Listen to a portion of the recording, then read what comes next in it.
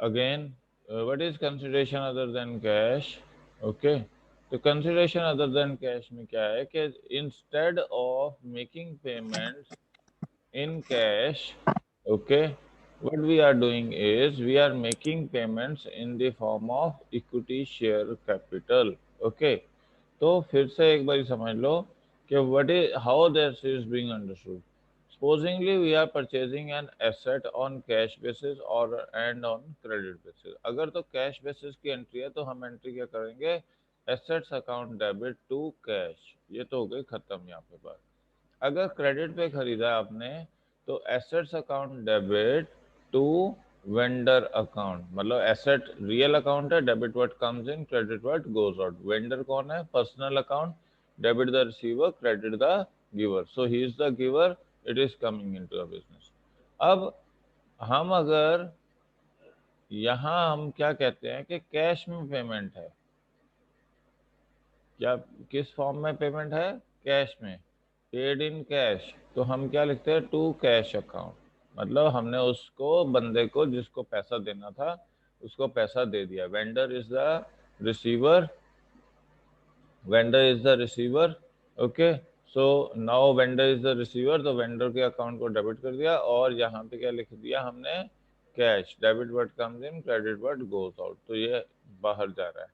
Okay, अब वो कह रहा है कि नहीं कैश नहीं पेमेंट करनी, हम क्या कर रहे हैं, हम कैश की जगह क्या करेंगे, paid in equity share capital, ठीक है, शेयर कैपिटल के थ्रू पेमेंट कर रहे हैं कैश की जगह पे, तो यहाँ पे लिख देंगे to equity share capital account rather than cash, ये लिख देंगे।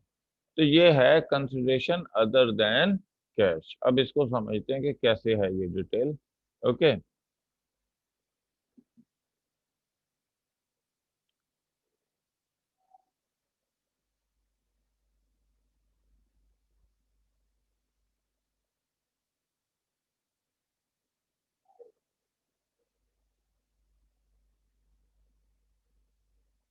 ओके, देखो यहाँ आपके पास एक है on the base at par basis होगा, एक प्रीमियम बेसिस होगा। इलस्ट्रेशन 10 से समझते हैं हम। X limited purchase business of Y limited for 9 lakh rupees, ठीक है, payable in fully paid shares, X ने बिजनेस खरीद लिया किसका, वाई का, मतलब उसके सारे एसेट्स खरीद लिए। तो आप एंट्री क्या करोगे, sundry assets account debit, okay, to Y limited, क्योंकि वाई लिमिटेड से खरीदा था ना आपने बिजनेस। ओके, तो कितने का खरीदा था, 9 लाख का आपने बिजनेस खरीद लिया था उससे, फाइन। अब वो क्या कह रहा है, Y is being paid in equity share capital, तो यहाँ पे लिख देंगे Y limited account debit, okay, तो दो फेजेस में दे रहा है, at par and at premium. तो एट पार की एंट्री है to equity share capital, at par का मतलब होता है 10 रुपए की चीज 10 में ही बेच दी आपने। ओके, ये आपकी परचेज कॉस्ट है, ये आपकी सेल कॉस्ट है, मतलब 10 की चीज 10 में ही बेच दी आपने, वो एट पार रहता है। तो 9 लाख है, तो यहाँ पे क्या लिख दोगे, 9 लाख रुपीज, बस फर्क कहाँ पे आएगा, नंबर ऑफ यूनिट्स पे। तो यूनिट्स कितने हो जाएंगे, 9 लाख डिवाइड बाय 10 रुपए, ये 9 लाख रुपए है, तो 10 रुपए से डिवाइड करो तो कितने आ जाएंगे, 90,000 यूनिट्स आपने दे दिए उनको in the form of equity share capital. तो ये तो हो गया पहला केस। अब दूसरा केस क्या है, वो क्या कह रहा है कि shares are issued at premium, तो हम यहाँ पे लिख देते हैं Y limited account debit 9 lakh रुपए, okay, to equity share capital account, to securities premium account, ठीक है जी। अब ये ध्यान रखना कि 9 लाख इक्विटी शेयर कैपिटल नहीं है, 9 लाख हमने इसको देने हैं।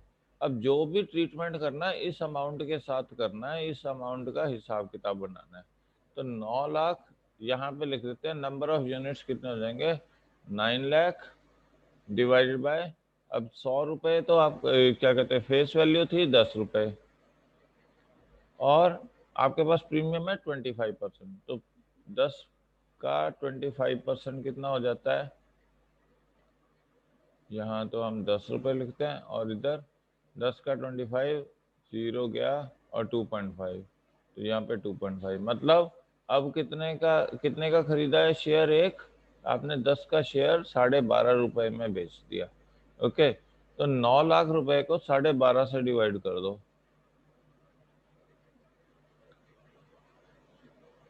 और 9 लाख ऊपर 0 ले आए, नीचे 125 ले आए। ठीक है, तो 6 से करो, 6 5 30, 6 2 15, 750 होते हैं। 8 से करो, 8 5 40, 8 2 16 20, तो 10 हो जाते हैं। तो 6 से कर देते हैं, नहीं 7 से कितना होता है, 125 इंटू 7, 7 5 35, 3 14 17 8। ठीक है, तो 7 से कर देते हैं, यहाँ पे कितने बच गए, 25, 25 250, तो 250 को, तो ये आ गए 72,000, तो कितने यूनिट्स आ गए, 72,000 यूनिट्स। अब देखो इक्विटी शेयर कैपिटल में कितना होगा, 72,000 इंटू 10, और यहाँ पे कितना होगा, 72,000 इंटू 2.5। तो क्या लिखेंगे यहाँ पे, ऐसे नहीं लिखना है कभी भी पेपर में, आपको फाइनल वैल्यू लिखनी है, मैंने सिर्फ समझाया है। ओके, 72,000 इंटू 10, 72,000 2.5, तो यहाँ क्या लिख देंगे, 7,20,000। ओके, और यहाँ क्या लिख देंगे आपके पास, 1,80,000। This is how consideration other than cash का क्वेश्चन करा जाएगा when the shares are issued at par and other issued at premium. Okay, is that clear?